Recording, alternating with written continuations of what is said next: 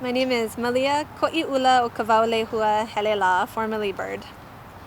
I think a lot about stories and storytelling, and I think that we have such richness in our history. We have a lot that we can learn from. We have examples of stories throughout history that give us clues to how to act. You know, I think some of the core values of respect, of gratitude, of taking care of our places, taking care of the land, are so deeply ingrained in Hawaiian storytelling and in Hawaiian poetry.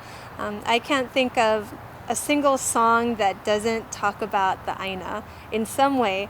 At one point I remembered a song that was done at Merry Monarch about sports. It was a men's halau, and they did volleyball and all these things, and I thought, okay, there's a song that doesn't talk about the Aina, and then I realized, no, I think they did surfing.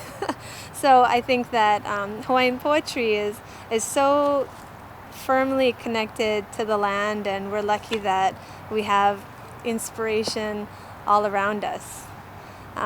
One song that I wrote in collaboration with Professor Bird is Ka Manu o ka Pali Kahakō, and this was a song that was done for Karen.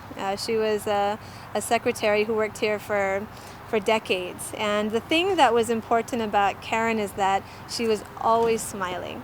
So throughout the day, people could be grumbling, stressing, they had their own issues and problems, but whenever Professor Bird would open the door and see Karen, she was always smiling. So she represented something very positive. And so when it came time for her retirement, he thought, well, we need to honor this woman with a mele inoa. And so the image that he chose for her was a koa'e bird. And a koa'e is a tropic bird. It's white and it has a long, beautiful tail.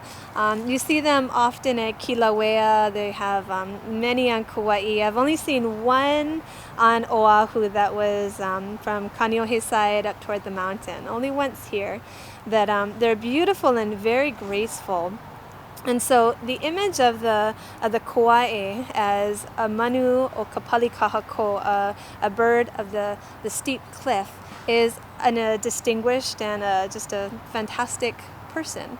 And so that image of her was very thoughtfully, chosen.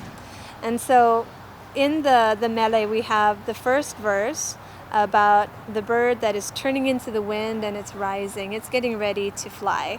And of course this was a retirement mele, and so the bird is going to be flying away. It talks about how this bird dwelled for so long making things right. Making things good. And that represents her. And then there's the image of a firebrand, the fire falling from the cliffs. And this was the cliffs of Makana on the island of Kauai.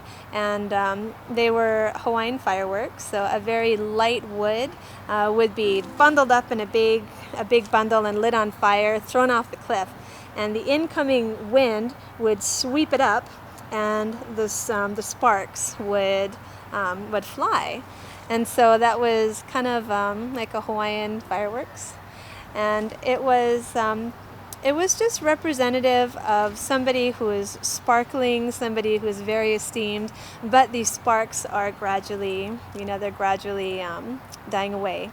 So we have the sparks, disappearing. And then finally the song, this mele inoa, is for the bird of the cliffs.